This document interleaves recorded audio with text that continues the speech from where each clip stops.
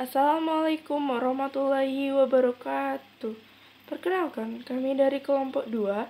Di sini kami akan menjelaskan materi mengenai komposisi dan struktur sel pada mikroba dengan dosen pengampu Ibu DRA Kasrina, MSI. Adapun anggota dari kelompok 2 yang pertama yaitu ada Elfrida Raja Kukuh, yang kedua Wulan Muhammad Mardianti, ketiga Fuji Atika Putri, yang keempat Karina Wulandari, yang kelima Amanda Syakilandri, dan yang keenam ada Vanessa Perwati. Masuk materi yang pertama mengenai sel. Sel berasal dari kata lain, cella, yang berarti ruangan kecil yang ditemukan oleh Robert Hooke. Sel merupakan suatu unit terkecil yang menyusun tubuh makhluk hidup dan merupakan tempat terselenggaranya fungsi kehidupan. Adapun tempat mikroorganisme dalam dunia kehidupan, yang pertama ada dunia protista menurut Haeckel, yang kedua sistem 5 dunia menurut Whittaker, yang ketiga dunia prokariota yang menurut Bergey's Manual of Determinative Bacteriology. Adapun protista prokariotik dan eukariotik. Protista prokariotik merupakan protista yang tidak memiliki inti sel. Kelompok utama mikroorganisme yang termasuk prokariotik ialah bakteri dan cyanobacteria. Protista eukariotik merupakan protista yang memiliki inti sel. Kelompok utama mikroorganisme yang termasuk eukariotik ialah fungi, protozoa, dan algae. Adapun ciri-ciri dari protista eukariotik dapat dilihat pada slide. Perbedaan dari sel prokariotik dan eukariotik. Tempat dijumpai mikroorganisme dapat dijumpai di mana-mana, di segala lingkungan hidup manusia. Dapat dalam tanah, di lingkungan akuatik, berkisar dari aliran air sampai lautan dan atmosfer. Morfologi kasar sel bakteri terdiri atas ukuran, bentuk, dan penataan. Sel bakteri berukuran kecil mulai dari 0,7 sampai 1,3 mikrometer. Satuan ukuran bakteri adalah mikrometer, yang setara dengan 1/1000 mm atau 10⁻³ mm. Macam-macam bentuk bakteri. Berdasarkan bentuknya, bakteri terbagi menjadi 3, yaitu bentuk bakteri kokus, bakteri spirillum, bentuk bakteri basil. Pada bakteri kokus ada monococcus, diplococcus, streptococcus, tetracoccus, sarcina, staphylococcus. Pada bentuk bakteri basil ada monobacillus, diplobacillus, dan streptobacillus. Pada bakteri spirillum ada vibrio, spiral, dan spiroseta. Contoh bakteri Neisseria gonorrhoeae, penyebab penyakit kencing nanah. Streptococcus pneumoniae, penyebab penyakit pneumonia.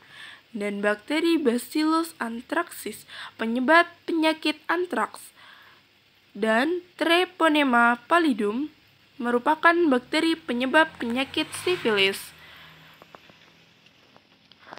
Adapun pada pola penataan, setiap spesies bakteri memiliki pola penataan sel tertentu dan spesifik. Pola penataannya dapat berpasangan, bergerombolan, rantai, ataupun filamen. Struktur halus bakteri yang berada di luar dinding sel ada flagellum, villi, fibriae. Villi merupakan tonjolan kecil menyerupai rambut yang muncul dari permukaan sel luar dan lebih pendek dari flagella. Yang ketiga, kapsul, keempat, selongsong, dan kelima, tangkai. Adapun macam-macam tipe flagellum, yang pertama ada atrik, yang kedua monotrik, ketiga amfitrik, keempat lofotrik, dan yang kelima peritrik. Adapun perbedaan flagella dan villi dapat dilihat pada slide. Dinding sel terdiri dari kandungan peptidoglikan. Peptidoglikan itu tersusun oleh N-asetilglukosamin atau NAG,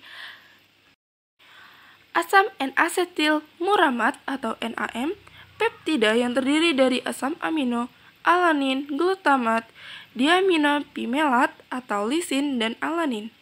Berdasarkan perbedaan kandungan dari dinding sel, bakteri dapat digolongkan menjadi dua, yaitu bakteri gram positif dan bakteri gram negatif.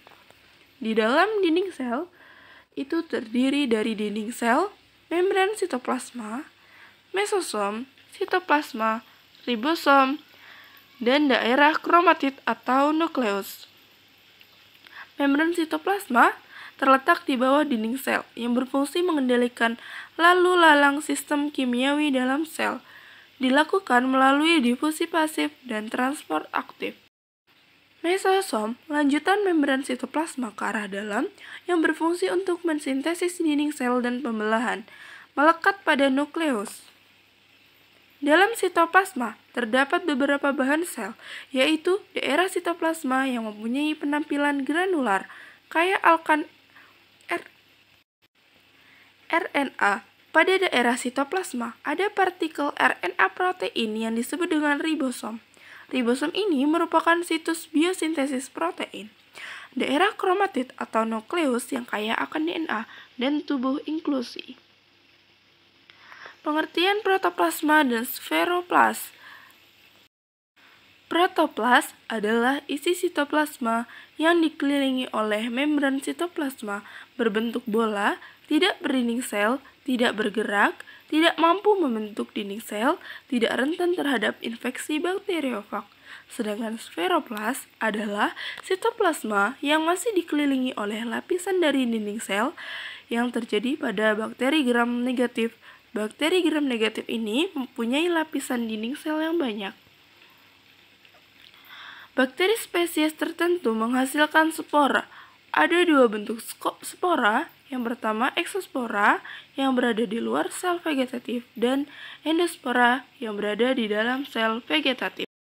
Eksospora adalah spora yang dihasilkan oleh adanya bakteri tertentu yang digunakan sebagai alat untuk mempertahankan diri dalam kondisi cuaca yang ekstrim. Sedangkan endospora adalah spora yang memiliki struktur dorman yang berkenaan dengan terhambatnya perkembangan untuk sementara waktu, meskipun dalam keadaan lingkungan dengan air dan cahaya yang baik yang terbentuk di dalam sel. Pada slide, contoh dari gambar eksospora dan endospora. Kesimpulan dari materi yang telah saya sampaikan, sel terbagi menjadi prokariotik dan eukariotik. Yang termasuk protista prokariotik ialah bakteri dan cyanobacteria, sedangkan yang termasuk protista eukariotik ialah algae, cendawan, serat protozoa. Struktur kasar sel bakteri terdiri dari ukuran, bentuk, dan penataan. Struktur halus sel bakteri terbagi menjadi struktur di luar dinding sel dan struktur di dalam dinding sel. Protoplas adalah isi sitoplasma yang dikelilingi oleh membran sitoplasma, berbentuk bola, tidak berdinding sel, tidak bergerak, tidak mampu membentuk dinding sel, tidak rentan terhadap infeksi bakteriofag. Bakteri spesies tertentu menghasilkan spora di luar vegetatif atau yang disebut dengan eksospora dan di dalam sel vegetatif atau yang disebut dengan endospora. Mungkin itu saja materi yang dapat kami sampaikan. Apabila ada kesalahan, kami mohon maaf. Terima kasih telah menonton. Wassalamualaikum warahmatullahi wabarakatuh.